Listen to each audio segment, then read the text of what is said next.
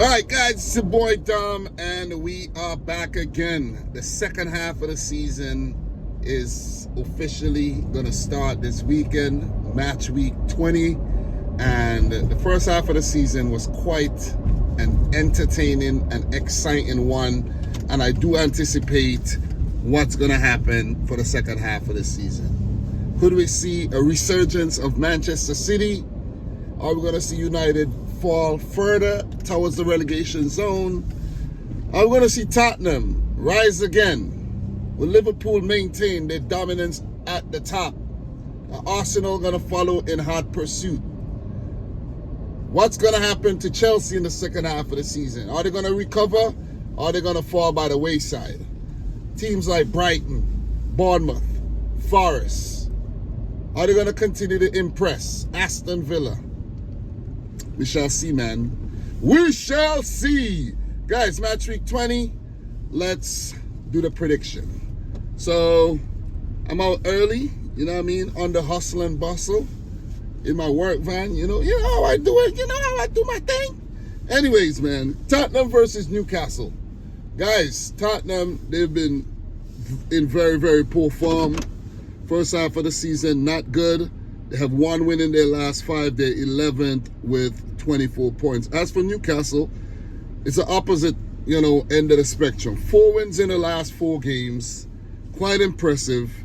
And Alexander Isak has been playing well. Anthony Gordon, Jacob Murphy, Gimaresh, Joelinton. All these guys have been playing well, man. You know what I mean? And they've had their problems, you know what I'm saying? They had their goalkeeper problems, they've had some defensive problems, but the team, all in all is a very, very good one, and they have a very good squad.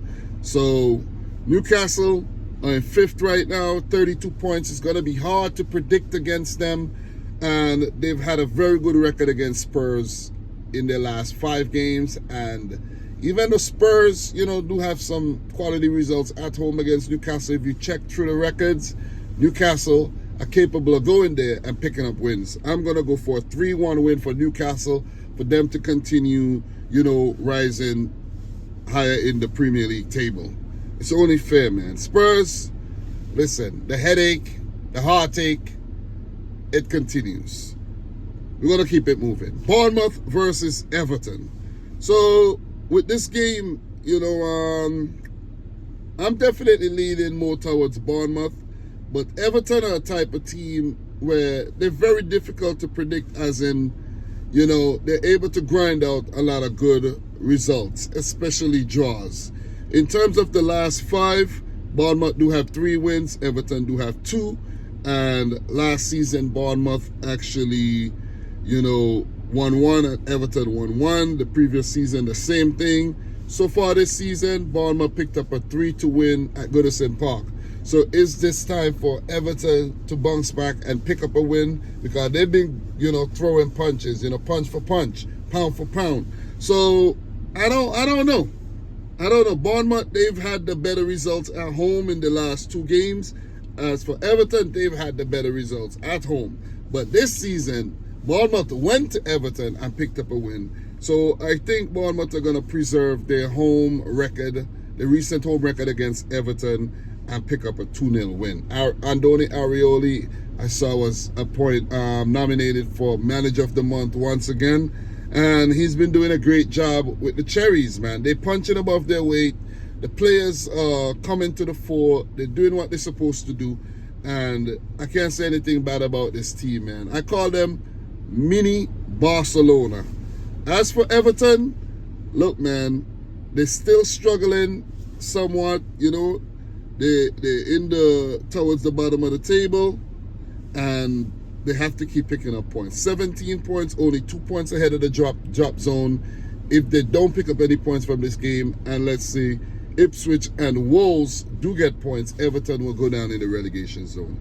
I'm going to say 2-0 to Bournemouth. We're going to keep it moving. I want to keep this video under 20 minutes. Guys, drop your predictions. Make sure you smash the thumbs up button. If you're watching this, you're seeing this right now, let's get this video to 200 likes, okay? Aston Villa versus Leicester City. Look, man, Aston Villa, in my opinion, right now is neither here nor there. 6s and 7s. They've not been as consistent as they were last season. I don't know if it's a Champions League. I don't know what's going on. But, you know, John Duran, he got sent off. I think he's still on a ban, if I'm not mistaken. I might be wrong. But he got sent off early in the game. So I think it's a couple matches ban he does have. Let me check the player list really quick. So yeah, Duran is suspended. Morgan Rogers is suspended. So that's a big problem right there. And guys like Leon Bailey has not been stepping up, you know, and you know, doing their thing. Maybe one of the youngsters, you know what I'm saying, would step up. What's his name, man? Damn, I'm already forgetting his name. He was so good, you know, so good. What's his name, man? That youngster, man. Damn, I forgot his name. But let me see. Yeah, I forgot his name, man. I don't know why I forgot his name.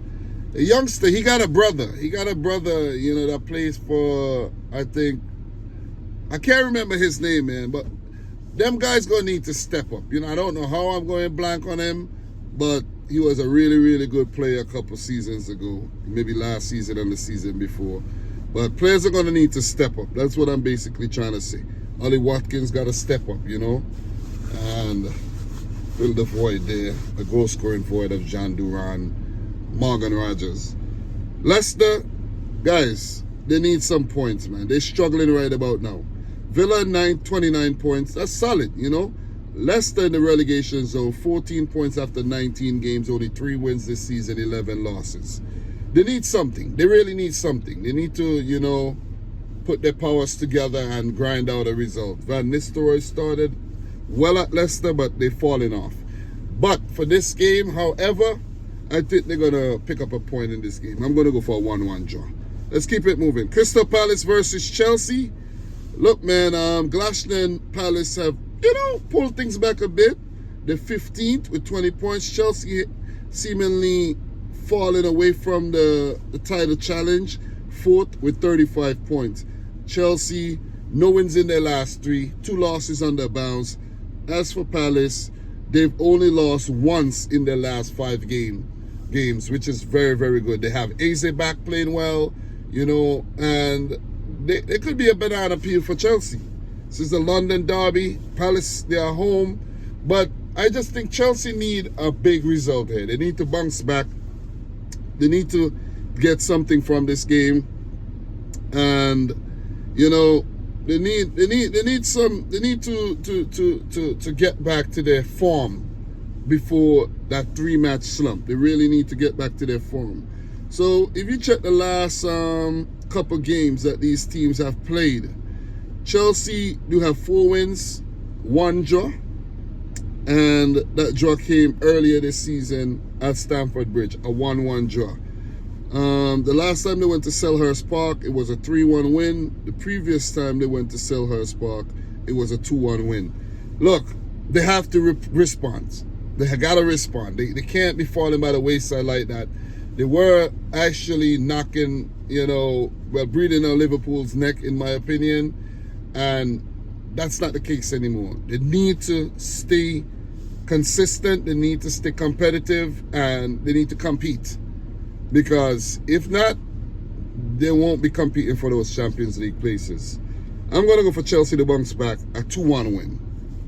That's my prediction. Let's keep going, man. Southampton versus Brentford. Well, look, man, I don't know what to say about Southampton right about now, to be honest, because nothing's clicking. Nothing is clicking for Southampton. You know what I'm saying?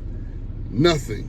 So they're home against a Brentford team that need to pick up some points. And right now, it's really hard to put my money on a Southampton win. It's really hard. I know it's the Premier League. It's quite unpredictable. But Southampton got 1 win in their last 4 against Brentford. And the last time Southampton, you know, they were in the Premier League, Brentford did the double. And Brentford won the game earlier this season in August. So Brentford have won the last 4 games against Southampton. They scored a total of 11 goals, only conceded 1. Look, I don't think it's going to be anything different here. I'm going to go for 3-1 for Brentford. That's my prediction. Let me know yours down below. The next game, Manchester City versus West Ham United. Look, I think we're getting our mojo back. City is my team, if you guys don't know. I think City are getting their mojo back. January transfer window has opened. I don't know if Pep's going to go in and try to sign a midfielder of some sort. I don't know. I don't know what Pep's going to do. Don't know what the thinking is. You know what I mean? Don't know if he's going to use the players he got and try to, grind out these results and get back in the running for top 4. We're not in the Premier League title race anymore. It's not happening unless Liverpool go on to lose 3 games in a row or something like that, and 2 losses, 2 draws or something, and Arsenal fall by the wayside as well. Then it might be Forest. But still, that's the only way Manchester City are going to catch up to the bunch. The only way.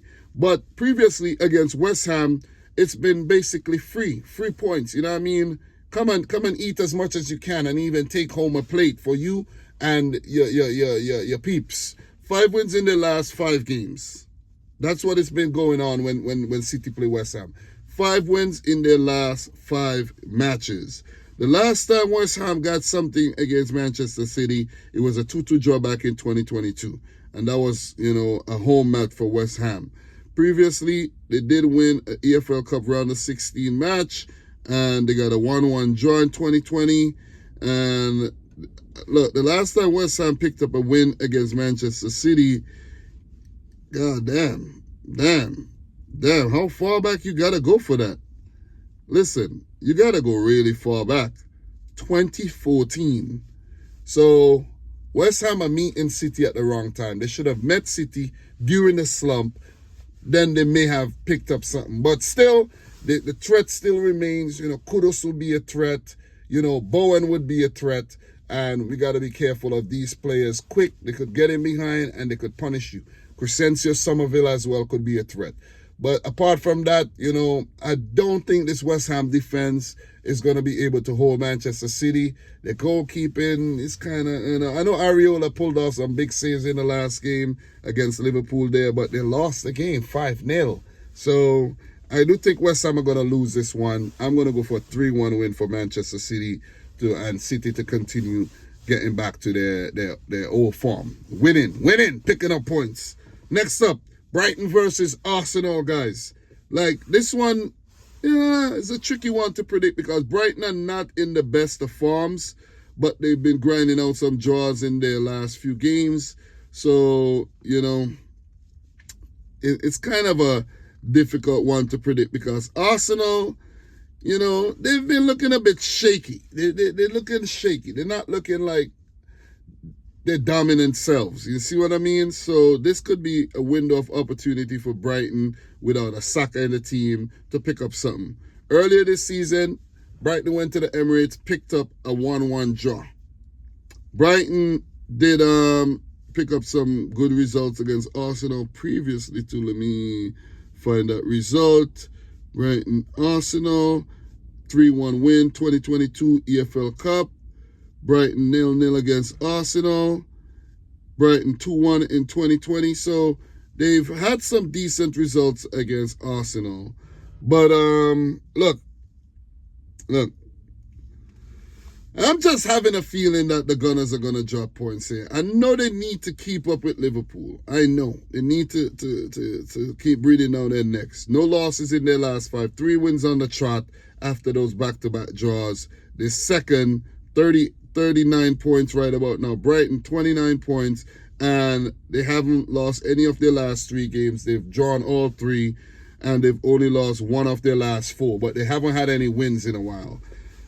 I think Brighton stay consistent because they will threaten. They will, definitely score goals. They're a team that score goals. But could they keep him out? I'm not sure. So I'm going to go for a 2-2 draw here. I'm going to, I'm leaning more towards an Arsenal win, but I'm going to say a 2-2 draw. So 2-2 draw for me. So let's move on to the Sunday games. We got 3 more games to talk about. Not trying to be too long-winded here, but we got 3 more games to talk about. Fulham versus Ipswich Town. So, look, man, this one's a difficult one to predict because right now, Fulham are 8th, 29 points. Ipswich 18th, and they do have 15 points. They're coming off of a win against Chelsea. So it just be the one of the better teams from London, right? Who said they can't go on to beat, one of the more decent teams as well? So it'll be a home game for Fulham. It's hard to predict against Fulham right about now because they've been doing well. No losses in their last 5. Only 1 win, but no losses in their last 5. Fulham's doing the damn thing, man. You see what I'm saying? But Ipswich, they're a difficult team as well. They've even though they have not been racking up the wins, they've been a hard team to beat. In their last 5, they have 2 wins. They need to get back to grinding out those draws. But 6 points in their last 5, decent. You see what I'm saying? For a newly promoted team. Decent. You see what I mean? That's more wins in their last 5 than Spurs, Brentford, Manchester United, and even Everton. So look, something could happen here. But I do think this game is going to end in a draw. I'm going to go for a 1-1 draw. I know Fulham, they do have, threats of Jimenez. Harry Wilson been playing good. Rodrigo Muniz been playing well. You have a solid midfield, solid defense. Goalkeeper and Leno been playing well. And Marco Silva got these boys, punching above their weight. But I do think Kieran McKenna and Ipswich are going to grind out a result here. 1-1, in my opinion. Next up, Wolves versus Forest. Look, first 3 games under new manager, Vitor Pereira. Wolves have not lost, and that's important. And with that being said, they're out the relegation zone. They do have 16 points. Things are looking up for Wolves. The transfer window has opened. I don't know if they want to bring in some Portuguese talent to keep bolstering their team and get that cohesiveness and that chemistry, up to the top. I don't know if they want to do that. But Forest is going to be a hard nut to crack, though. Forest are 3rd. 5 wins in their last 5 games. Like, Jesus Christ, man. God damn. Forest, jeez. What has gotten into Forest?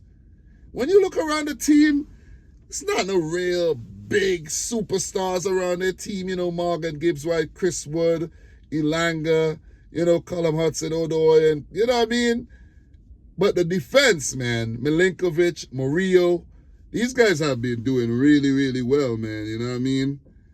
They've been playing well. They've been playing really, really well. Defensively, going forward, these guys have done really, really well. So, look, man, it's hard to predict against Forest. It's really, really hard. Sometimes Nuno play 4 at the back, bringing in Morato. Give it up to guys like Olaina, Nico Williams, you know what I mean?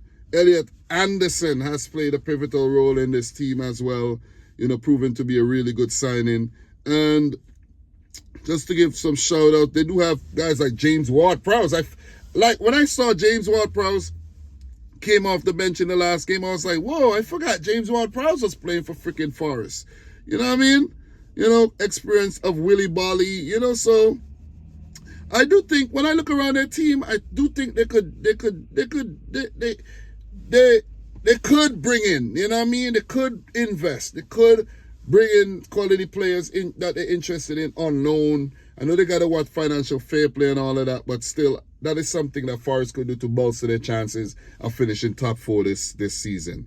I'm going to go for a 2-0 win to Nottingham Forest. Forest, and one other reason is Wolves are going to be without Mateus Cunha.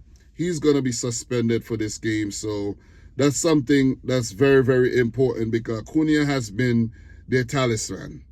He got suspended for something that happened in one of the previous games, so they're without Cunha for this match. And Who else are they going to be without? They're without Lemina as well. He picked up an injury. You know, a few players are going to be out of this game. So, yeah, I'm going to give Forest the benefit of the doubt here on form. They're going to pick up a 2-0 win.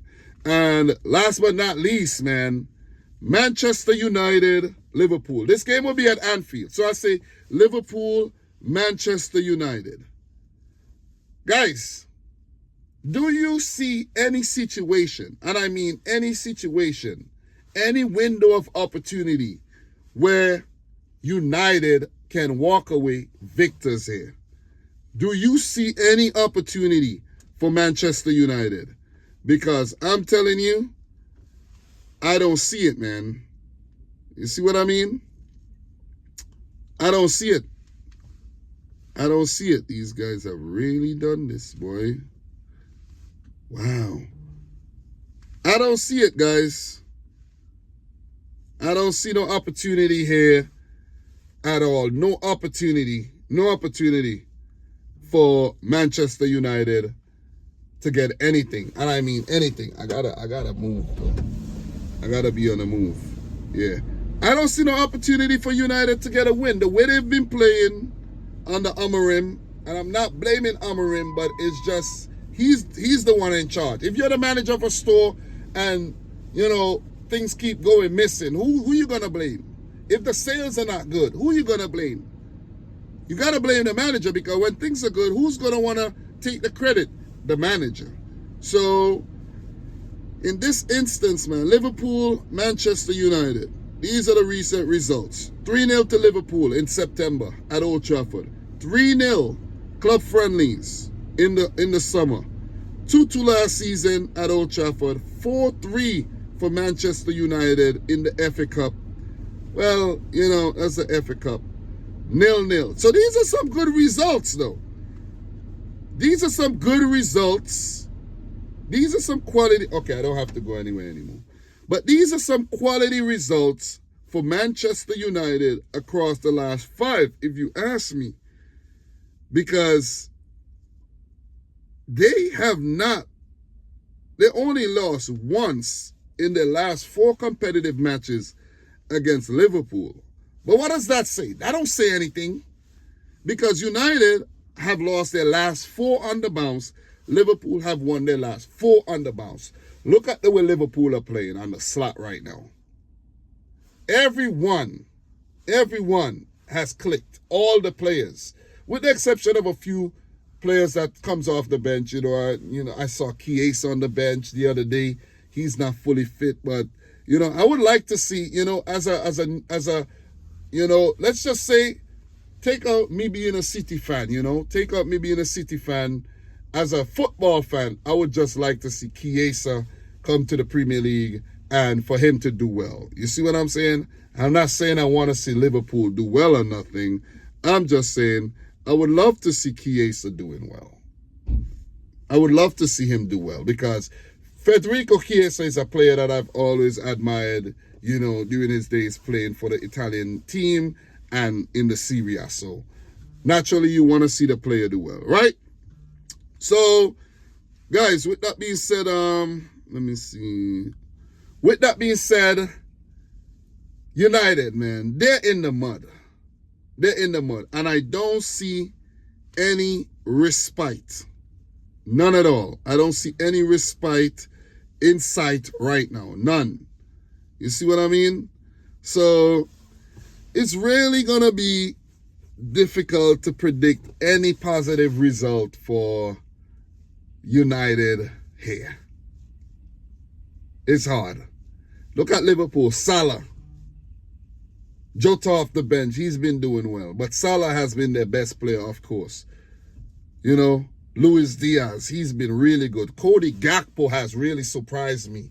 He's been very, very consistent. Trent Alexander-Arnold. The midfield of McAllister. Sometimes Curtis Jones. Szoboszlai. Gravenberch. These guys have been top-notch. Even though Liverpool's had their problems in defense with the injuries of Konate, Gomez, Kwanzaa steps in. Van Dijk's ever solid at the back. Robertson has, come back to form somewhat.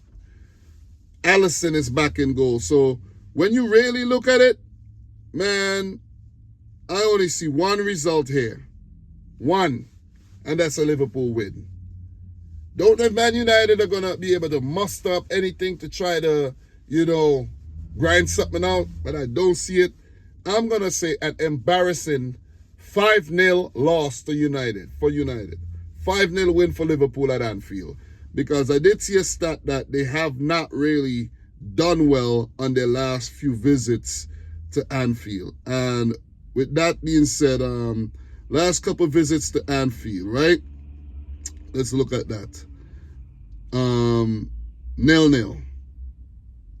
0-0. And I'm talking, okay, let me get all the, okay, yeah. So this September, I was at Old Trafford. Previously, the club friendly, home for United. Previous draw, home for United. The win for United in the quarterfinals of the FA Cup, home. All right. Liverpool, right? 0-0 at Anfield. 7-0 at Anfield. 4-0 for Liverpool at Anfield. 0-0. 2-0. So these are the last few results at Anfield. I don't see any other result, guys. 5-0 win to Liverpool. Liverpool to maintain their dominance at the top. And seems as if they are going to go on to win the Premier League. Remember, Liverpool were top of the league at the beginning of the year last year. Did not go on to win the league. But I think this time it's going to be different.